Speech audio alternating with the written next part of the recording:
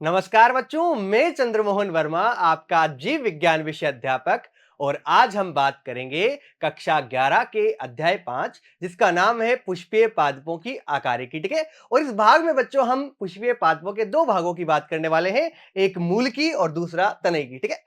और इसके साथ साथ इस चैप्टर में हम क्या क्या पढ़ने वाले बच्चों, पहले मूल और तने की बात करेंगे, फिर पत्ती की बात करेंगे, उसके बाद में पुष्पक्रम की बात करेंगे, पुष्प की बात करेंगे, फल और बीज की बात करेंगे, एक प्ररूपी पुष्पी पादप का अर्ध तकनीकी विवरण किस प्रकार दिया जा सकता है उसकी बात करेंगे, और अंत में जो है एक कुल दिया हुआ है बच्चों, सोलिनेसी कुल, उसकी बात करने वाले। ठीक है। तो ये जो चैप्टर है बच्चों, उसको स्टार्ट करने से पहले आपको मैं कुछ चीजें बताना चाहूंगा। ठीक है। जैसे कि नाम है बच्चों, क्या है?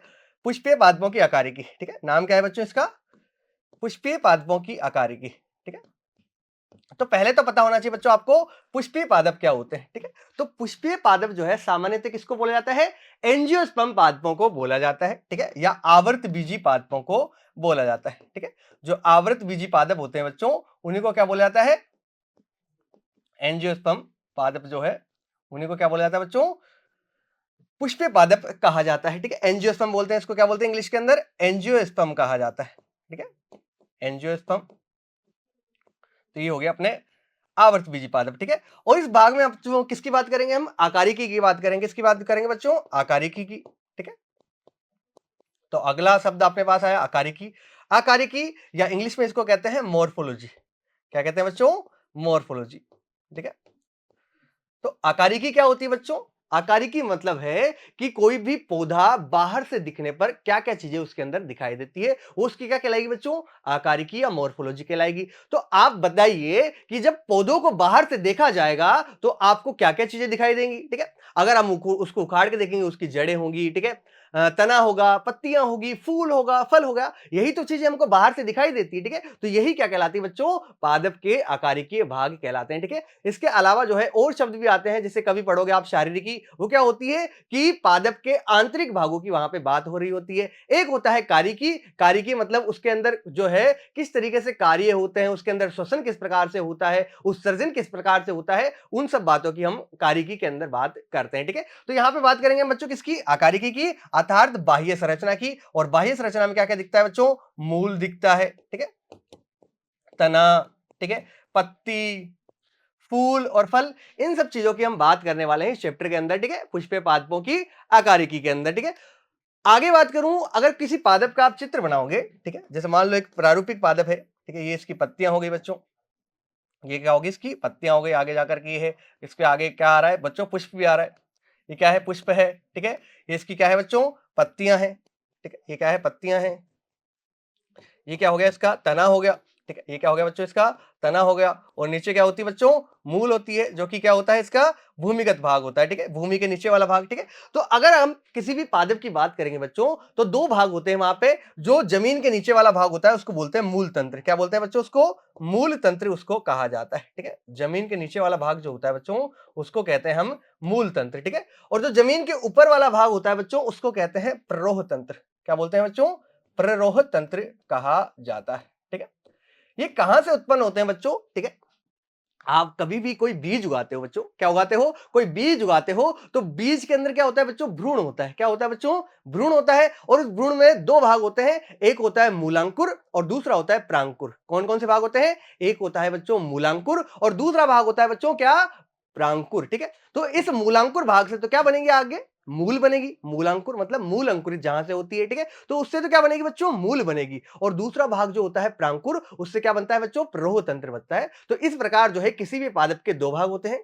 एक जो भूमिगत भाग होता है, जमीन के अंदर वाला भाग होगा, उसको तो कहेंगे हम मूल तंत्र। और जो जमीन के ऊपर वाला भाग जो होता है बच्चों, उसको हम कहते हैं प्ररोह तंत्र। ठीक है। समझ में आया? तो अब देखते हैं इस चैप्टर के बारे में। ठीक है। पहले देखो, ये आपके सामने एक प्रारूपिक जो है एंजियोस्पर्म पादपों का जो है चित्र दिया हुआ है, जिसमें पत्तियां भी दिख रही हैं हमको, तने भी दिख रहे हैं। ठीक है। फल भी लगे हुए हैं इसके अंदर। ठीक है। जड़ें भी इसकी दिखाई दे रही है। ठीक है। तो ये क्या है? एक प्रारूपिक पुष्पीय पादपों का जो है चित्र दिया हुआ है। ठीक है। आगे देखते हैं। एंजियोस्पर्मी या फिर आवर्त बीजी की आकारिकी या बाह्य संरचना में अत्यधिक क्या पाई जाती है बच्चों? विविधता पाई जाती है। ठीक है। सबके अंदर आपने देखा होगा, विभिन्न प्रकार के पादपों के अंदर पत्तियों की संरचना में विविधता होती है। तना भी उनका क्या होता है बच्चों? अलग अलग होता है। मूल भी उनमें क्या पाई जाती है बच्चों? अलग अलग प्रकार की पाई जाती है। तो हम कह सकते हैं कि अलग अलग पादपों में क्या पाई जाती है बच्चों? विविधता पाई जाती है। आगे हम बात करें उच्च पादपों में आकारिकी भाग कौन कौन से होते हैं, तो मूल होगा उसका, ठीक है, स्तंभ हो जाएगा जिसको स्टेम बोलते हैं अपन, पत्तियां हो जाएंगी, पुष्प हो जाएगा और फल हो जाएगा। ये सब क्या होते हैं, किसी भी पादप के सामान्य आकारिकीय भाग होते हैं, ठीक है। इसके बाद में हम बात करें बच्चों, अतः वर्गीकरण एवं उच्च पादपों को समझने हेतु इनकी मानक वैज्ञानिक शब्दावली तथा मानक परिभाषाओं का ज्ञान होना क्या है बच्चों, आवश्यक है। हमें इन सब बातों का पता होना चाहिए कि कौन सा फूल होता है, कौन सा फूल फल जो है फल होता है, कौन सा पत्तियां होती है, ठीक है। तो इन सब पादप भागों की जानकारी और साथ में इनकी परिभाषाओं को क्या भी होना चाहिए बच्चों, ज्ञान होना आवश्यक है। आगे देखते हैं, पादपों में विविधता पौधों में पर्यावरण के अनुकूलन का क्या होता है बच्चों, परिणाम होता है। ये पादपों में जो अलग अलग तरह की विविधताएं होती है वो किस कारण होती है बच्चों, उनके अनुकूलन के कारण होता है। कोई पौधा कहीं किसी क्या होता है विशिष्ट जगह पर ही क्या होता है अनुकूलित होता है, तो उसमें अलग तरह की संरचनाएं होगी। कोई पौधा दूसरी जगह अनुकूलित होगा तो उसके अंदर क्या होगी, अलग तरह की संरचनाएं होगी, ठीक है। आगे देखें, उदाहरण के लिए विभिन्न आवासों के प्रति अनुकूलन किस प्रकार के हो सकते हैं बच्चों, जैसे संरक्षण के लिए अलग अलग प्रकार का अनुकूलन हो सकता है, ठीक है। किसी के अंदर जो है क्या होगा, तना मोटा होगा, किसी के अंदर पतला होगा, ठीक है। तो संरक्षण के लिए अलग अलग प्रकार के अनुकूलन हो सकते हैं। जैसे अगर बात करें हम किसके, मरुद्भिद पादपों की, तो वहां कांटे होती है, ठीक है। तो वहां पे क्या होते हैं बच्चों, कांटे होते हैं, मोटा क्यूटिकल पाया जाता है, वो किसके आवश्यक है, जल संरक्षण के लिए आवश्यक है। तो ये संरक्षण के लिए क्या हो सकती है, अलग अलग चीजें हो सकती है। आगे चढ़ने के लिए अलग अलग प्रकार के जो है वहां पे अनुकूलन हो सकते हैं। जैसे अगर बात करें बेल की, बेल को चढ़ने के लिए किसकी आवश्यकता पड़ती है बच्चों, प्रतान की आवश्यकता पड़ती है। आगे देखें, भोजन संचय के लिए भी जो है इनके अंदर क्या पाए जाते हैं, अलग अलग अनुकूलन पाए जाते हैं। कोई जो है जड़ के अंदर भोजन संचित करता है, कोई जो है तने के रूप में भोजन संचित करता है, ठीक है। तो भोजन संचय के लिए भी क्या पाए जाते हैं बच्चों, इनमें अलग अलग प्रकार के अनुकूलन पाए जाते हैं, ठीक है। आगे देखें, उदाहरण के तौर पर अगर किसी खरपतवार को उखाड़ के देखें, खरपतवार भी क्या होता है बच्चों, एक पौधा होता है। खरपतवार किनको कहते हैं, कि जैसे कोई खेत है, गेहूं का खेत अगर माने, तो वहां पे कई क्या उग जाते हैं, उसके पास में ही बिना काम के पौधे जो उग जाते हैं, उन्हीं को क्या कहते हैं बच्चों, हम खरपतवार या वीड कहा जाता है, ठीक है। तो इस खरपतवार को कभी उखाड़ के आपने देखा होगा, तो उन सभी के अंदर भी मूल, तना और पत्तियां तो उपस्थित होती है, और कोई कोई खरपतवार में तो क्या होता है बच्चों, फूल और फल भी लगे होते हैं, ठीक है। ऐसे ही एक बात करूं अगर मैं प्रारूपिक आवर्तबीजी पादप की, तो कैप्सेला होता है बच्चों, क्या होता है, कैप्सेला होता है। कैप्सेला भी एक प्रकार का क्या होता है बच्चों, खरपतवार होता है, ठीक है। और इसको प्रारूपिक आवर्तबीजी पादप माना जाता है, ठीक है। क्या माना जाता है बच्चों, इसको प्रारूपिक आवर्तबीजी पादप माना जाता है। पूरा नाम होता है बच्चों इसका कैप्सेला बर्सा पेस्टोरिस, ठीक है। प्रारूपिक आवर्तबीजी पादप इसको कहा जाता है, ठीक है। प्रारूपिक आवर्तबीजी पादप, ठीक है। पूरा नाम होता है बच्चों कैप्सेला बर्सा पेस्टोरिस, जिसको सेफर्ड पर्स या गडरी के थैले के नाम से भी जाना जाता है, ठीक है। तो एक प्रकार का क्या बच्चों, एक प्रकार का खरपतवार ही होता है। इसको भी जब उखाड़ करके देखा जाएगा तो इसमें क्या होते हैं बच्चों, जड़, तना, पत्ती, फूल और फल जो है वो लगे रहते हैं, ठीक है। तो सबसे पहले बात करते हैं हम बच्चों किसके बारे में, पादप के भागों के बारे में, ठीक है। तो मैंने बताया था आपको कि पादप में दो तरह के तंत्र उपस्थित होते हैं। एक जो होता है जमीन के नीचे वाला भाग, उसको कहेंगे अपन मूल तंत्र, और जो जमीन के ऊपर वाला भाग जो होता है बच्चों, उसको कहेंगे हम प्ररोह तंत्र, ठीक है। तो एक होता है अपना मूल तंत्र, जिसको इंग्लिश में कहते हैं बच्चों शूट सिस्टम। क्या कहते हैं, शूट सिस्टम इसको कहा जाता है, ठीक है। इंग्लिश में कहेंगे इसको शूट सिस्टम। और जो प्ररोह तंत्र होता है बच्चों, सॉरी, जो मूल तंत्र होता है उसको तो कहते हैं अपन रूट सिस्टम, ठीक है। मूल तंत्र को तो कहते हैं अपन क्या, रूट सिस्टम। और जो प्ररोह तंत्र होता है बच्चों, उसको कहते हैं अपन शूट सिस्टम, ठीक है। प्ररोह तंत्र को क्या कहते हैं बच्चों, शूट सिस्टम कहा जाता है, ठीक है। अगर मैं बात करूं मूल तंत्र की, तो पुष्पीय पादप का भूमिगत भाग आता है इसके अंदर, मतलब जमीन के नीचे वाला भाग आता है जिसमें मूल होती है, ठीक है, प्रारूपिक रूप से। आगे बात करें, प्ररोह तंत्र जो होता है बच्चों या शूट सिस्टम होता है, इसके अंदर पुष्पीय पादप का जमीन के ऊपर वाला भाग होगा, जिसके अंदर क्या होते हैं, जो है अपना तना भी होता है, फूल भी होती है, पत्तियां भी होता है, फल भी होता है, ठीक है। ये सारी चीजें किसमें आएंगी, प्ररोह तंत्र में आएगी। जबकि मूल तंत्र में केवल क्या आती है बच्चों, मूल आती है, ठीक है, और उसके भाग आते हैं मूल के, ठीक है, जैसे मूल रोम वगैरह, ठीक है। तो दो तरह के तंत्र होते हैं, जो भूमिगत भाग होता है उसको मूल तंत्र कहा जाता है, और जो जमीन के ऊपर वाला भाग होता है उसको क्या कहते हैं अपन, प्ररोह तंत्र कहते हैं, ठीक है। तो दो तरह के भाग हो गए। आगे बात करें, सबसे पहले अपन मूल की या रूट की बात करते हैं, ठीक है। तो मूल कहां भाग होता है बच्चों, ये जो है मूल तंत्र का ही एक भाग है और रूट सिस्टम का एक भाग होता है, ठीक है। आगे बात करें सबसे पहले द्विबीजपत्री पादपों की, या जिनको डाइकोट भी कहा जाता है। द्विबीजपत्री पादप कौन से होते हैं? जिनके बीज में दो बीजपत्र पाए जाएं। बीजपत्र क्या होता है? ऐसी संरचना जिसमें भोजन संचित रहता है, ठीक है। तो ऐसे बीज या ऐसे पादप जिनके बीज में दो बीजपत्र या दो कोटिलिडन पाए जाते हैं, उनको हम कहते हैं द्विबीजपत्री पादप, ठीक है। तो जब जीव द्विबीजपत्री पादपों की मूल को देखा जाता है बच्चों, तो एक तो उसमें क्या होती है बच्चों, इस तरीके से द्विबीजपत्री पादपों में क्या होगा, एक तो प्राथमिक मूल होगी। क्या होती है ये? प्राथमिक मूल हो गई इसकी, ठीक है। अब इस प्राथमिक मूल से बच्चों कई सारी द्वितीयक और तृतीयक मूलें भी निकली होती है। इससे क्या निकली होती है बच्चों? कई सारी द्वितीयक और तृतीयक मूलें भी। ये तो क्या होगी? द्वितीयक मूलें हो गई, ठीक है। और इससे आगे निकलेगी, उनको क्या बोल देंगे? तृतीयक मूलें बोल देंगे, ठीक है। तो इन्हीं से आगे द्वितीयक और तृतीयक मूलें भी निकली होती है, और ये मिलकर के क्या बना लेती है बच्चों? मूसला मूल बनाती है। ये मिलकर के क्या बनाती है बच्चों? मूसला मूल बनाती है, ठीक है। मूसला मूल बनाती है। क्या कहा बच्चों मैंने? कि द्विबीजपत्री पादपों में एक तो क्या होती है? प्राथमिक मूल होती है, ठीक है। और इस प्राथमिक मूल से पार्श्व के अंदर क्या निकलती है? द्वितीयक और तृतीयक मूल निकलती है। और ये प्राथमिक मूल और इसके द्वितीयक और तृतीयक मूल जो इसके भाग होती है, ये मिलकर के क्या बनाती है बच्चों? मूसला मूल तंत्र या मूसला मूल बनाती है, जिसको इंग्लिश में कहते हैं बच्चों टेप रूट। क्या कहते हैं बच्चों? टेप रूट इसको कहा जाता है इंग्लिश के अंदर, ठीक है। तो क्या बनाती है? मूसला मूल बनाती है। तो मूसला मूल किसके अंदर पाई जाती है बच्चों? द्विबीजपत्री पादपों के अंदर पाई जाती है। बात आपको याद रखनी है, ठीक है। तो द्विबीजपत्री पादपों में प्राथमिक मूल होती है, जो कि मूलांकुर के लंबे होने से निर्मित होती है। मैंने बताया था बीज के अंदर क्या है? दो भाग होते हैं भ्रूण के अंदर, एक मूलांकुर होता है, एक प्रांकुर होता है। मूलांकुर से मूल विकसित होगी और प्रांकुर से प्ररोह तंत्र विकसित होता है, ठीक है।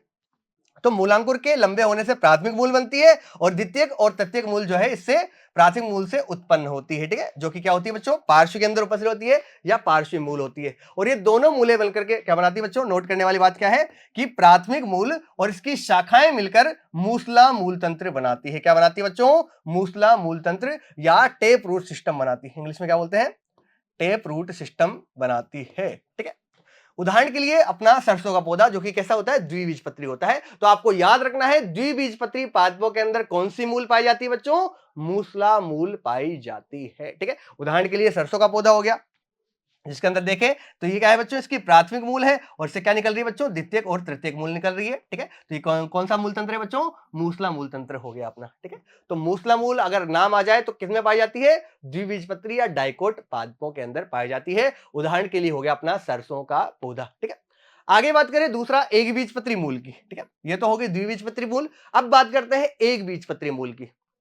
इसमें क्या होता है कि प्राथमिक मूल जो होती है बच्चों अल्पायु होती है, ठीक है। इस प्रकार जो प्राथमिक मूल होती है वो तो क्या होती है बच्चों? अल्पायु होती है, कुछ ही समय के लिए जीवित रहती है, ठीक है। तो यहाँ पे क्या होता है? तने के आधार से ही बहुत सारी मूलें निकलने लग जाती है, ठीक है। ये तने का आधार भाग है बच्चों, इसी से क्या हो जाता है? बहुत सारी इस तरीके की मूलें निकलने लग जाती है, और ये मिलकर के बनाती है बच्चों जकड़ा मूल तंत्र। क्या बनाती है बच्चों? जकड़ा मूल तंत्र, ठीक है।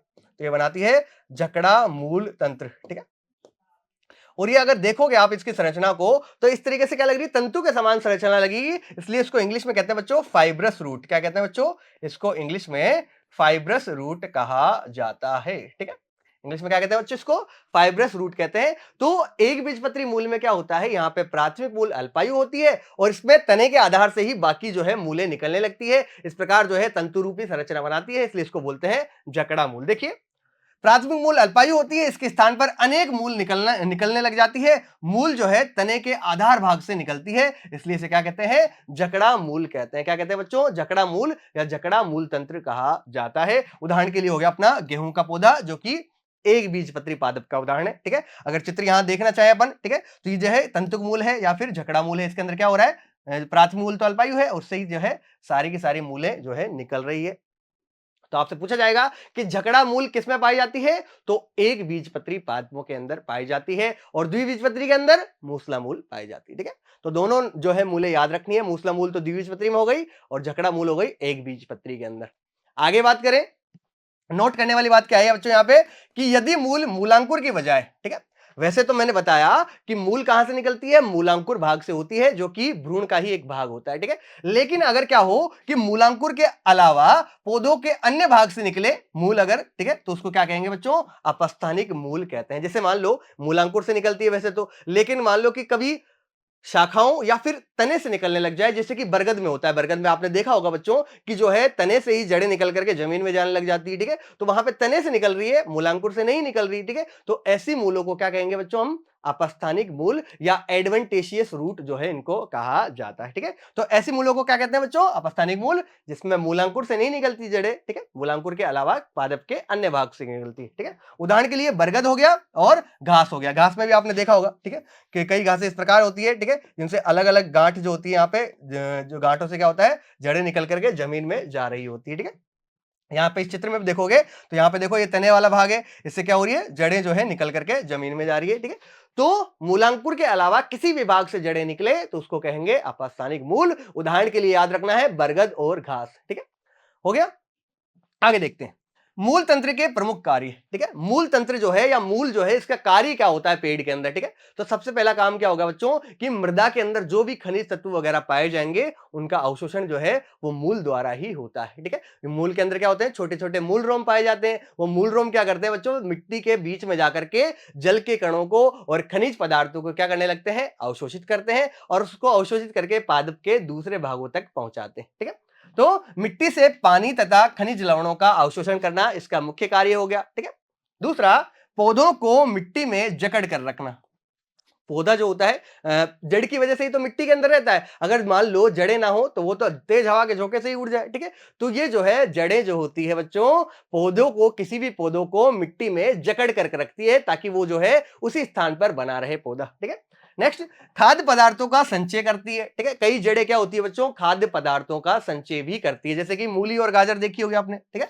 जैसे कि मूली और गाजर, मूली और गाजर में क्या होता है बच्चों, वो जड़ ही तो होती है, और ये जड़ ही क्या करती है, भोज्य पदार्थों का संचय करती है, और उन्हीं को अपन क्या करते हैं, खाते हैं, ठीक है। तो कई जड़ें जो होती है खाद्य पदार्थों का संचय भी करती है, और कई जड़ें जो होती है बच्चों पादप नियामकों का संश्लेषण भी करती है। क्या होते हैं पादप नियामक, जो पादप की वृद्धि को नियंत्रित करे, जैसे कि पादप हार्मोन। जैसे क्या आते हैं बच्चों इसमें, पादप हार्मोन।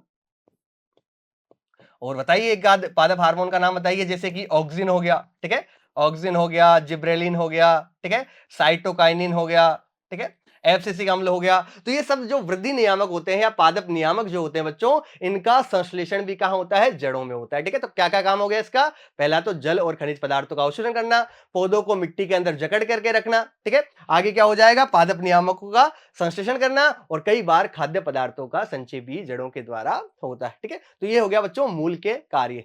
आगे देखें मूल के क्षेत्र कौन कौन से होते हैं, ठीक है। जब मूल की संरचना देखते हैं बच्चों या मूल के भाग देखते हैं, ठीक है, तो इसमें कई तरह के भाग दिखते हैं, ठीक है। सबसे पहले जो है, जो मूल का शीर्ष होता है बच्चों, वहां पे एक केप जैसी संरचना होती है, टोपी जैसी संरचना होती है, इसको बोलते हैं मूल गोप, ठीक है। क्या कहते हैं बच्चों उसको, मूल गोप या रूट केप कहा जाता है। देखिए मूल का शीर्ष अंगुलित, अंगुलित मतलब अंगुली जैसा भाग होता है, ठीक है। शीर्ष भाग जो है अंगुली की तरह होता है, ठीक है। अंगुलित भाग एवं मूल गोप से आवृत होता है, ठीक है। जो मूल का शीर्ष भाग जो होता है, ठीक है, कैसा होता है, अंगुलित होता है, ठीक है। शीर्ष भाग कैसा होता है, एक तो अंगुलित होता है, और दूसरा वो मूल गोप से आवृत होता है, रूट केप से जो है आवृत रहता है। मूल गोप के कार्य की बात कराऊं तो क्या होता है, कोमल शीर्ष की तब रक्षा करता है जब मूल मिट्टी में अपना रास्ता बना रही होती है, ठीक है। ये क्या करता है, मतलब जो मूल होता है या मूल का शीर्ष होता है बच्चों, उसको सुरक्षा प्रदान करना होता है, क्योंकि मूल ही जो है जमीन में क्या करती है, आगे की ओर बढ़ती रहती है, ठीक है। तो अगर ये मूल गोप नहीं होगा बच्चों, तो क्या हो सकता है, ये मूल या जो शीर्ष होगा बच्चों वो भाग टूट सकता है, तो उसकी रक्षा करने का कार्य कौन करता है बच्चों, ये मूल गोप या फिर रूट केप ही करती है। आगे देखें, इसके भाग देखते हैं, पहले चित्र के माध्यम से देखते हैं बच्चों। ये चित्र आपके एनसीईआरटी में दिया हुआ है। सबसे पहले जो देखो, ये मूल का शीर्ष भाग है, ठीक है, इस पे क्या है लगा हुआ है, मूल गोप लगा हुआ है, जिसको बोलते हैं रूट केप। क्या बोलते हैं बच्चों इंग्लिश में, इसको रूट केप बोला जाता है, ठीक है। ये हो गया अपना रूट केप, ये मूल गोप हो गया, ठीक है, जो कि इसको सुरक्षा प्रदान करेगा। अब इस मूल गोप के पास में ही क्या होता है बच्चों, मेरिस्टेमी क्रियाओं का क्षेत्र होता है। पहला भाग हो गया मूल का, कौन सा भाग हो गया, पहला भाग, जिसको बोलेंगे अपन मेरिस्टेमी सक्रियता का क्षेत्र, क्या बोलते हैं, मेरिस्टेमी सक्रियता का क्षेत्र। क्या होता है मेरिस्टेम, ठीक है, मेरिस्टेम क्या होता है बच्चों, ऐसा ऊतक या ऐसी कोशिकाएं जिनमें निरंतर विभाजन होता रहे या नई नई कोशिकाएं जहां पे बनती रहे उसको बोलते हैं मेरिस्टेमी क्रियाओं का क्षेत्र, जो कि किसके पास होता है, मूल गोप के पास होता है, ठीक है। दूसरा भाग जो होता है वो होता है दीर्घीकरण क्षेत्र, ठीक है, क्या होता है बच्चों, दीर्घीकरण, ठीक है, और दीर्घीकरण, दीर्घित होने का मतलब है लंबाई में बढ़ना, ठीक है। तो यहां की कोशिकाएं जो होती है बच्चों इस मूल को लंबाई में बढ़ाती है, ठीक है, इसलिए इसको बोलते हैं दीर्घीकरण क्षेत्र, ठीक है। आगे दीर्घीकरण क्षेत्र की कोशिकाएं जो होती है आगे क्या होती है, परिपक्व होती है, क्या होती है बच्चों, परिपक्व होती है, और वो निर्माण करती है बच्चों किसका, परिपक्व क्षेत्र का। और इस परिपक्व क्षेत्र में क्या पाए जाते हैं बच्चों, मूल रोम पाए जाते हैं, छोटे छोटे बाल की जैसी संरचना पाई जाती है जिनको हम कहते हैं मूल रोम, ठीक है। तो इस प्रकार जो है किसी भी मूल के अंदर तीन प्रकार के क्षेत्र होते हैं, ठीक है। पहला मेरिस्टेमी क्रियाओं का क्षेत्र, दूसरा दीर्घीकरण क्षेत्र, और तीसरा हो गया परिपक्वन क्षेत्र, ठीक है। तो तीन प्रकार के क्षेत्र होते हैं, एक मेरिस्टेमी सक्रियताओं का क्षेत्र जहां की कोशिकाएं निरंतर विभाजन करेगी, दूसरा दीर्घीकरण क्षेत्र जहां की कोशिकाएं लंबाई में वृद्धि करती है, और तीसरा परिपक्वन क्षेत्र जहां पे क्या होती है, कोशिकाएं परिपक्व हो जाती है और वहां पर मूल रोम उपस्थित होते हैं, ठीक है। देखते हैं तीनों भागों के बारे में। पहला, मेरिस्टेमी क्रियाओं का क्षेत्र मूल गोप से कुछ मिलीमीटर ऊपर की ओर उपस्थित होता है। इस क्षेत्र की कोशिकाएं बहुत छोटी और पतली भित्ति युक्त होती है। एक तो क्या होती है, बहुत छोटी कोशिकाएं होती है और पतली भित्ति इनके ऊपर होती है, और ये जो है सघन प्रोटोप्लाज्म की उपस्थिति भी दर्शाती है, और निरंतर कैसी होती है बच्चों, विभाजनशील होती है। सबसे इंपॉर्टेंट पॉइंट है, ठीक है। मेरिस्टेम कहीं पे भी आ जाए, मेरिस्टेम का मतलब ही होता है कि वहां पर लगातार विभाजन होता रहेगा, ठीक है। तो ये हो गया अपना पहला मेरिस्टेमी क्रियाओं का क्षेत्र। दूसरे बात करें तो दूसरा कौन सा होता है बच्चों, दीर्घीकरण क्षेत्र हो गया।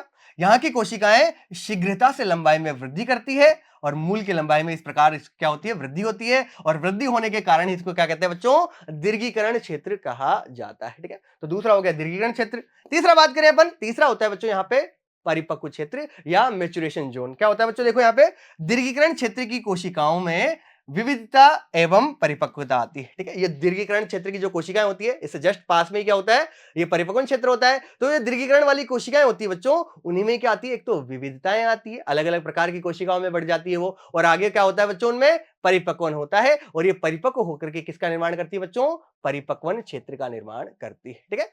और इस परिपक्वन क्षेत्र में बच्चों क्या होती है, परिपक्व क्षेत्र में अत्यधिक पतली और कोमल धागे के समान संरचनाएं पाई जाती है, और इन संरचनाओं को क्या कहते हैं बच्चों, हम मूल रोम या रूट हेयर्स कहा जाता है, ठीक है। तो आपसे पूछा जाएगा कि बताइए मूल रोम जो होती है वो जड़ के कौन से भाग में पाई जाती है या कौन से क्षेत्र में पाई जाती है, तो आप बताओगे परिपक्वन क्षेत्र में पाई जाती है, ठीक है। तो मूल रोम परिपक्वन क्षेत्र में, और इस मूल रोम का कार्य क्या होता है बच्चों, मिट्टी से पानी और खनिज लवणों का अवशोषण करना। हमने मूल के कार्य पढ़े थे, वहां पे पहला कार्य यही पढ़ा था कि मिट्टी से जल और खनिज पदार्थों का अवशोषण करना। तो मूल के अंदर भी वो कार्य किसके द्वारा किया जाता है बच्चों, वो मूल रोम के द्वारा ही किया जाता है। ये बात आपको याद रखनी है, ठीक है। तो इस प्रकार जो है मूल के तीन क्षेत्र पढ़ लिए अपन ने, मेरिस्टेमी सक्रियताओं का क्षेत्र, दीर्घीकरण क्षेत्र और परिपक्वन क्षेत्र। और परिपक्वन क्षेत्र में बात के लिए हमने मूल रोम की और उसका कार्य भी देख लिया। तो इस प्रकार जो है मूल क्या होती है बच्चों, कंप्लीट होती है। आगे बात करें हम दूसरा भाग तने की, ठीक है। और तने को स्तंभ भी कहते हैं। तने को क्या कहा जाता है बच्चों, स्तंभ, और इंग्लिश में कहते हैं तने को स्टेम कहा जाता है। क्या कहा जाता है बच्चों, स्टेम कहा जाता है, ठीक है। ये बच्चों अक्ष जो होता है, किसी भी पौधे का अक्ष जो होता है बच्चों, या जमीन के ऊपर का भाग होता है, ठीक है। अक्ष के ऊपर का भाग या जमीन के ऊपर वाला भाग जो होता है वो क्या कहलाता है, तना कहलाता है, ठीक है, या प्ररोह तंत्र कहलाता है। मतलब प्ररोह तंत्र का ही एक भाग है। तने को कहें तो क्या किसका भाग होता है बच्चों, ये प्ररोह तंत्र का भाग होता है। किसका भाग होता है बच्चों, प्ररोह तंत्र का भाग होता है। और प्ररोह तंत्र क्या होता है, जमीन के ऊपर वाला भाग। आगे इस तने पर शाखाएं, पत्तियां, फूल तथा फल लगे होते हैं, ठीक है। ये जो आगे जो है पत्तियां लगी होंगी, शाखाएं लगी होंगी, फूल लगे होंगे, फल लगे होंगे, ये सारे किस पे लगते हैं बच्चों, तने पर ही लगते हैं, ठीक है। आगे अंकुरित बीज के भ्रूण के प्रांकुर से विकसित होता है। मैंने बताया था कि कोई भी बीज अगर होता है बच्चों, ये मान लो कोई बीज है बच्चों, इस बीज में दो भाग होते हैं, ठीक है। इस बीज में क्या होता है, भ्रूण होता है, और इस भ्रूण में बच्चों दो भाग होते हैं। ऊपर वाला जो भाग होता है उसको बोलते हैं बच्चों प्रांकुर। क्या बोलते हैं बच्चों, प्रांकुर कहा जाता है। और जो नीचे वाला भाग होता है उसको बोलते हैं बच्चों मूलांकुर। क्या कहते हैं बच्चों, मूलांकुर कहते हैं। इस मूलांकुर से आगे चलकर क्या बनती है बच्चों, मूल बनती है, ठीक है। मूलांकुर से क्या विकसित होती है, मूल विकसित होती है। और इस प्रांकुर भाग से बच्चों क्या विकसित होती है, तना, जड़, पत्ती, ठीक है। ये तना किससे विकसित होता है बच्चों, प्रांकुर से ही विकसित होता है। तो हम कह सकते हैं कि ये जो है भ्रूण के प्रांकुर भाग से विकसित होता है। बात याद रखिए। आगे देखिए, अंकुरित बीज के भ्रूण के परांकुर से विकसित होता है, देख लिया हमने। आगे इस तने पर गांठ और पोरियां भी लगी होती है। क्या लगी होती है बच्चों? गांठ और पोरियां भी लगी होती है। क्या होती है गांठ और पोरियां? इस चित्र के में देखते हैं अपन, ठीक है।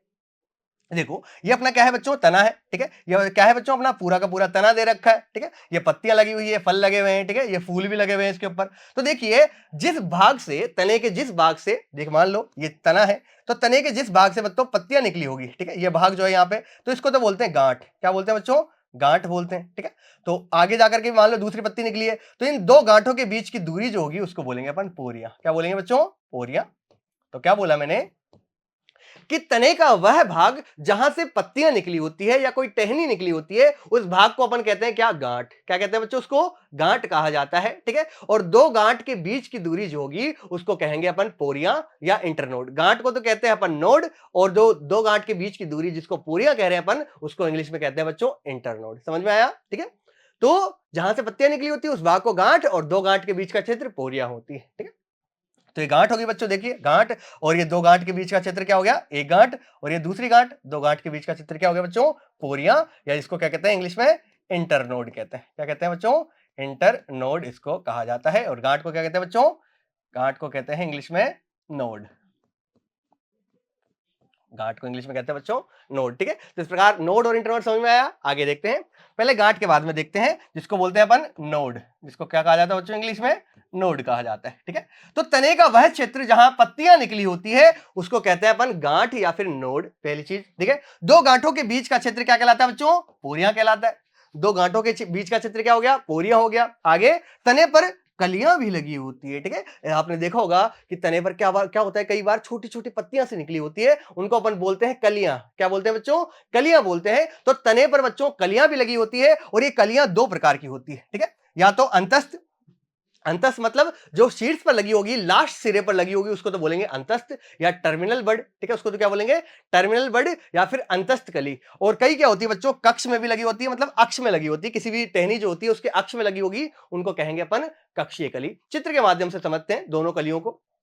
देखिए जो अंत भाग पर लगी होगी उनको तो कहेंगे अपन अंतस्थ या शीर्ष कलियां, ठीक है। और दूसरा जो अक्ष पर लगी होगी बच्चों, उनको हम कहेंगे पार्श्व या फिर अक्षीय कलियां। तो इस प्रकार जो है तने पर कलियां भी लगी होती है, और ये कलियां भी दो प्रकार की हो सकती है, एक अंतस्थ हो सकती है, दूसरी कक्षस्थ हो सकती है, ठीक है। एक को अंतस्थ कहेंगे जिसको टर्मिनल कहते हैं, और दूसरा कक्षस्थ हो सकती है जिसको क्या कहेंगे बच्चों? एक्सिलरी बड कहेंगे, ठीक है। इस प्रकार दो प्रकार की कलियां जो है तने पर उपस्थित हो सकती है।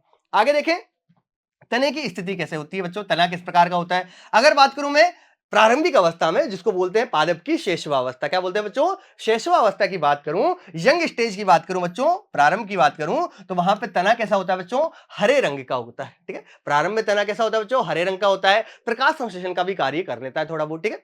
लेकिन जैसे ही तना जो है पादप के अंदर वृद्धि होगी और तना बड़ा होता जाएगा, बड़ा होकर के उसके अंदर क्या बनती जाएगी बच्चों? लकड़ी बनती जाएगी, काष्ठीय हो जाएगा वो, और भूरे रंग का हो जाता है, ठीक है। तो अगर मैं बात करूं शेषव तने की, वो तो हरे रंग का होता है, लेकिन विकसित होने के बाद में जो तना बनेगा वो काष्ठीय होता है और भूरे रंग का होता है, ठीक है। देखिए शेषव अवस्था में तना हरे रंग का होता है, और परिपक्व अवस्था आती है तो कैसा हो जाता है बच्चों? काष्ठीय हो जाता है, वुडी हो जाता है, जिसको बोलते हैं इंग्लिश में, ठीक है। और गहरा भूरा रंग का हो जाता है, ठीक है।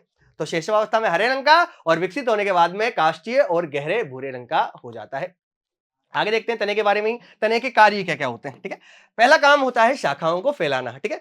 पेड़ जो होता है, लंबाई में वृद्धि तो हो गई तने के द्वारा, लेकिन चौड़ाई में भी वृद्धि होगी, ठीक है। वो किसके द्वारा होगी? शाखाओं के फैलने के द्वारा होगी। और ये शाखाओं को फैलाने का कार्य किसके द्वारा, किसका होता है बच्चों? तने का ही होता है, क्योंकि सारी की सारी शाखाएं कहां लगी होती है बच्चों? तने पर ही लगी होती है, ठीक है। तो पहला काम हो गया शाखाओं को फैलाने का कार्य। नेक्स्ट पत्ती, फूल और फल को संभाले रखने का कार्य भी होता है, इन्हीं का होता है। क्यों? क्योंकि ये सारी चीजें भी किस पे लगी होती है? तने पर ही लगी होती है। आगे पानी, खनिज, लवण तथा प्रकाश संश्लेषी पदार्थों का संवहन करना। संवहन, देखो संवहन बोला है मैंने यहाँ पे, ठीक है। अवशोषण तो किसके द्वारा होता था? जड़ों के द्वारा होता था। जड़ के द्वारा कहां पहुंचा दिया जाता है? फिर वो पहुंचा दिया जाता है तने के पास। अब तने का काम है कि उसको बाकी पौधों के भाग के पास भी पहुंचाओ, कि पत्तियों के पास पहुंचाओ, ठीक है, फलों के पास पहुंचाओ, फूलों के पास पहुंचाओ, ठीक है। तो इसमें कुछ क्या होते हैं बच्चों? ऊतक होते हैं इस तने के अंदर। तो उन ऊतकों के माध्यम से ही जो है इन पदार्थों का क्या करता है? ये संवहन करता है, ठीक है। तो इन पदार्थों का संवहन का कार्य भी किसका होता है बच्चों? तने का ही होता है, ठीक है। ये बात भी याद रखनी। आगे देखो भोजन संग्रहण में भी क्या होता है बच्चों, ये सहायक होता है। ठीक है, अगर मैं बात करूं भोजन संग्रहण की, तो भोजन संग्रहण में भी क्या होता है बच्चों, ये सहायक होता है। जैसे कि उदाहरण के लिए आलू, उदाहरण के लिए बच्चों आलू, आलू क्या होता है बच्चों, भूमिगत तना होता है। आलू के अंदर क्या होता है बच्चों, भूमिगत तना होता है, जिसको हम ट्यूबर बोलते हैं। क्या बच्चे, क्या बोलते हैं बच्चों, ट्यूबर कहते हैं। और उस ट्यूबर के अंदर या कंद के अंदर ही बच्चों क्या होता है, भोजन संग्रहित रहता है। ठीक है, तो आलू क्या हो गया, आलू के अंदर तने का ही एक प्रकार है। आलू के अंदर जो तना होता है उसी के अंदर क्या रहता है, भोजन संचित रहता है। तो हम कह सकते हैं कि तने का कार्य भोजन संग्रहण भी होता है। आगे, सहारा और सुरक्षा प्रदान करने का कार्य भी किसका होता है, तने का ही होता है। ये पौधों को सहारा भी देता है और साथ में सुरक्षा भी प्रदान करता है। ठीक है, तो ये काम भी हो गया। आगे देखें, कायिक प्रवर्धन में भी सहायक होता है। कायिक प्रवर्धन क्या होता है बच्चों, ठीक है, एक वर्ड आया अपने पास कायिक प्रवर्धन, जिसको इंग्लिश में कहा जाता है वेजिटेटिव प्रोपेगेशन। क्या होता है कायिक प्रवर्धन बच्चों, कि अगर देखो दो तरह के जनन होते हैं, एक लैंगिक जनन और अलैंगिक जनन।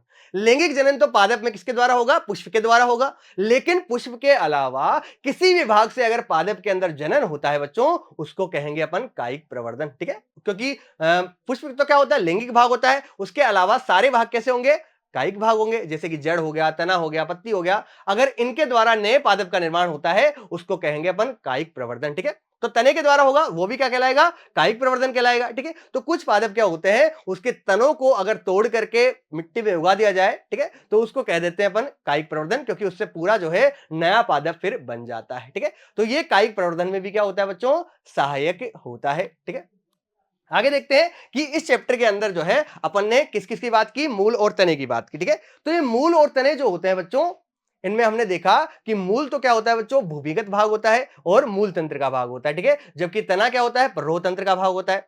मूल के अंदर हमने बात की, दो प्रकार की मूल देखी, एक मूसला मूल और जकड़ा मूल। मूसला मूल होती है द्विबीजपत्री पादपों में, जकड़ा मूल होती है किसमें, एक बीजपत्री पादपों में। इसके अलावा एक तीसरे प्रकार की मूल भी देखी हमने, कि अगर मूलांकुर के अलावा किसी अन्य भाग से अगर मूल निकले तो उसको कहेंगे अपन अपस्थानिक मूल। ठीक है, जैसे कि बरगद के अंदर अपन ने बात की थी। मूल के कार्य देखे कि जल जो है मिट्टी के अंदर से जल और खनिज पदार्थों का अवशोषण करता है, पौधों को मिट्टी में जकड़ करके रखता है, पादप नियामकों का संश्लेषण करता है। ठीक है, फिर बात की हमने तने की, जो कि प्ररोह का भाग होता है, प्रांकुर से विकसित होता है। ठीक है, तने क्या काम होता है कि पत्तियां, फूल, ये सब भाग जो होते हैं उनको संभाले रखने का काम करता है, और जो पदार्थ होते हैं उनको संवहन भी करता है। कई जो तने होते हैं उनमें भोजन भी संचित रहता है। ठीक है, तो ये सब बात की थी।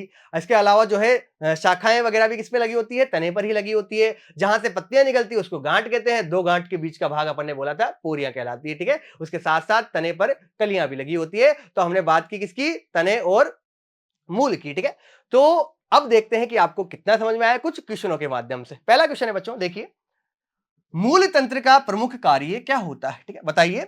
खाद्य पदार्थों का संचय करना। कुछ मूलें हमने देखी थी जो क्या करती है, खाद्य पदार्थों का संचय भी करती है, बिल्कुल सही है।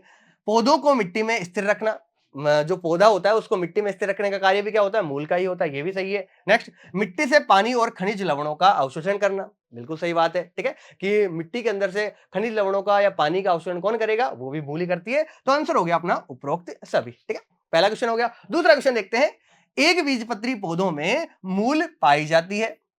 कैसी मूल होती है बच्चों, बताओ। मूसला मूल होती है, अपस्थानिक मूल होती है, जकड़ा मूल होती है, उपरोक्त सभी। ठीक है, तो हमने बात की थी द्विबीजपत्री पादपों में तो कैसी होती है, मूसला मूल होती है, टेप रूट होती है। जबकि अगर एक बीजपत्री की बात करूं, ठीक है, तो वहां पे क्या होती है, जकड़ा मूल होती है। तो आंसर हो गया अपना एक बीजपत्री के अंदर जकड़ा मूल। ठीक है, और अपस्थानिक मूल तो हमने कहा था कि मूलांकुर के अलावा किसी भाग से निकले तो उसको अपस्थानिक मूल कहेंगे। ठीक है, तीसरा क्वेश्चन देखिए, निम्न में से तने का प्रमुख कार्य क्या है। शाखाओं को फैलाना, बिल्कुल सही बात है, शाखाओं को फैलाता है। प्रकाश संश्लेषी पदार्थों का संवहन करना, जो भोजन बनता है पत्तियों के अंदर उसको जो है अन्य भागों तक भी कौन पहुंचाता है, तने के द्वारा ही पहुंचता है वो। ठीक है, कायिक प्रवर्धन, ये भी ठीक है। तो आंसर हो गया अपना यहां पर भी उपरोक्त सभी। ठीक है, आगे देखते हैं खालिस्तान। तने पर खालिस्तान एवं खालिस्तान होती है, क्या क्या होती है बच्चों।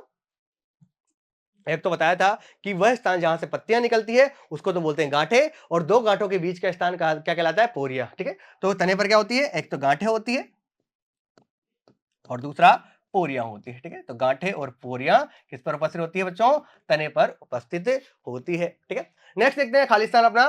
खालिस्तान अत्यधिक पतली एवं कोमल धागे की तरह संरचनाएं होती है। बताओ कौन सी होती है भाई, कोमल धागे और जो है किसकी तरह, पतली धागे और कोमल संरचनाएं बताओ कौन सी होती है। मूल के अंदर अपन ने बात की थी, मूल के जो परिपक्वन क्षेत्र था वहां पर कोमल धागे की नुमा संरचनाएं उपस्थित थी, जिनको हमने कहा था मूल रोम। ठीक है, तो मूल रोम होती है बच्चों, क्या होती है, मूल रोम अत्यधिक पतली और धागेनुमा संरचनाएं होती है। ठीक है, जिसका काम क्या होता है बच्चों, जल और खनिज पदार्थों का अवशोषण करना, किसमें से, मिट्टी के अंदर से। ठीक है, नेक्स्ट देखते हैं 70 प्राथमिक मूल तथा इसकी शाखाएं मिलकर क्या बनाती है, मूसला मूल बनाती है। ठीक है, बिल्कुल सत्य कथन है। अपन ने बात की थी, मूसला मूल की बात की थी, तो वहां क्या होता है, एक तो प्राथमिक मूल होती है और इसकी शाखाएं मिलकर के क्या बनाती है बच्चों, मूसला मूल तंत्र बनाती है। क्या बनाती है, मूसला मूल तंत्र बनाती है, तो बिल्कुल सत्य कथन है।